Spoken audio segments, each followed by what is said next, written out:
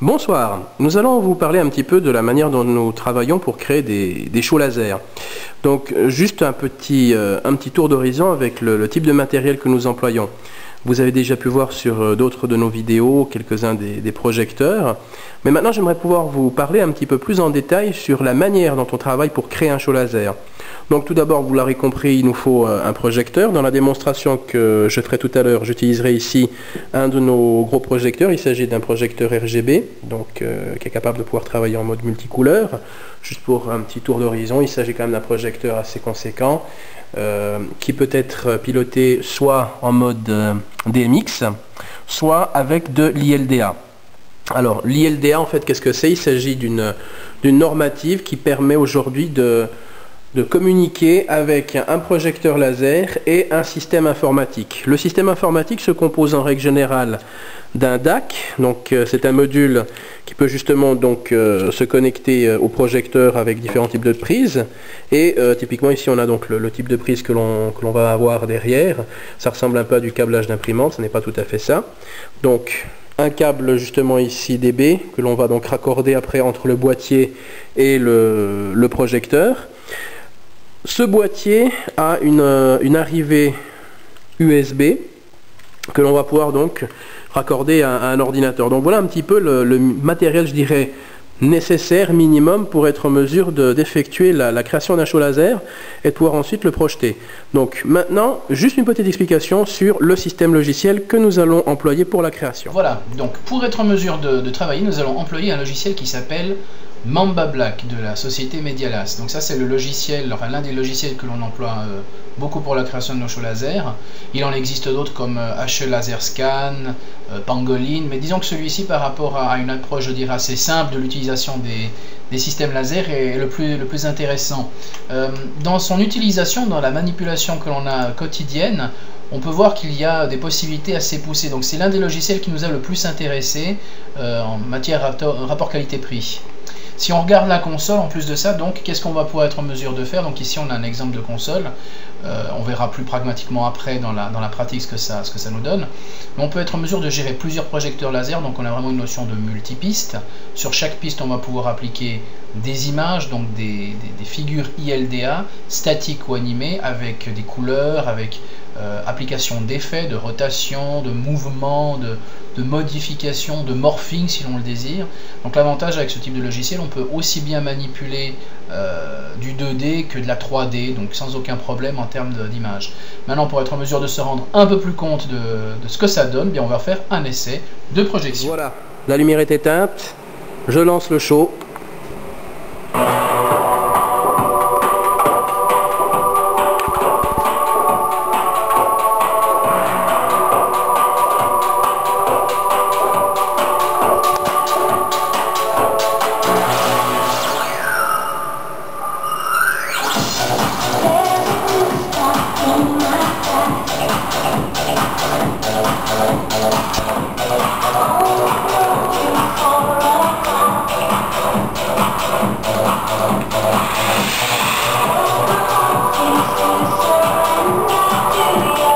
Donc là on voit bien les figures tridimensionnelles.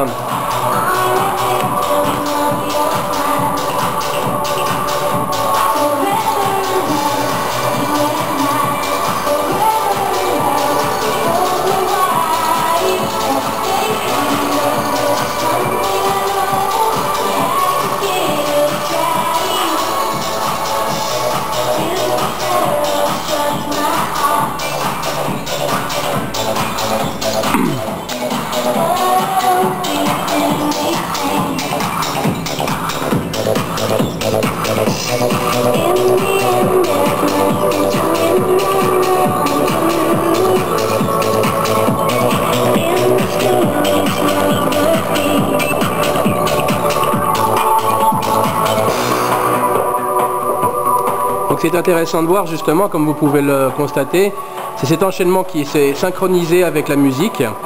Donc on peut vraiment voir les effets qui viennent par rapport à la musique, donc c'est vraiment synchro. Et en fait, pendant qu'on est en train de projeter, on peut voir justement que c'est synchronisé par rapport à ce qui se passe sur l'ordinateur. Donc si je me mets, comme vous l'aviez vu auparavant, sur le mode grand affichage, je peux voir ici en même temps en fait ce qui se passe au niveau de mon écran. Il y a toutes les figures qui sont en train de défiler. Et c'est précisément ce qui se passe ici. Donc la création, comme vous avez pu le voir, est relativement simple. Il faut quand même prendre un certain temps pour être en mesure d'obtenir quelque chose de sympathique. Mais on obtient très vite et très facilement des effets assez impressionnants.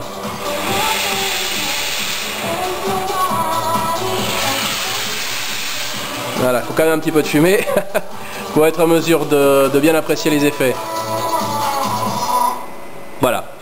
Juste pour terminer l'illustration de l'utilisation de Mamba Black avec justement les différentes figures, un petit exemple, c'est que nous avons réussi à pouvoir importer le logo de Star Mike en mode graphique. Donc comme je vous l'ai dit, Mamba peut charger toutes sortes d'éléments graphiques. On a pu voir avant donc, dans la démo du programme, la possibilité de pouvoir par exemple projeter le saxophone avec la musique de Infinity.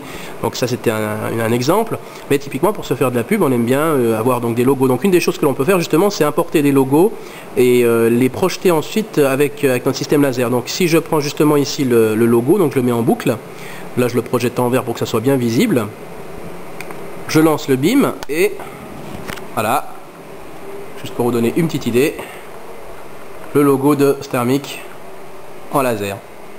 Voilà, donc directement projeté depuis notre système. Donc bien évidemment ici je le fais en vert.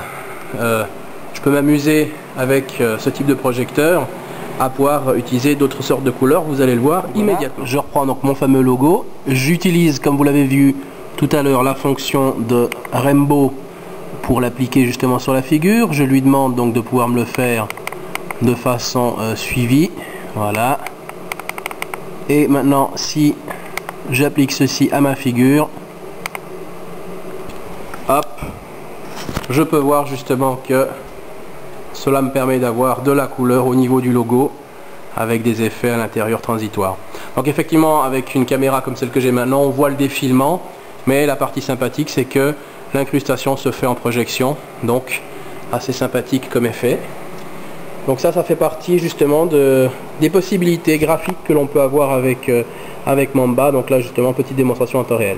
Voilà, j'espère que cette démonstration vous aura plu et au plaisir de vous retrouver sur notre channel pour d'autres vidéos. Merci, à bientôt.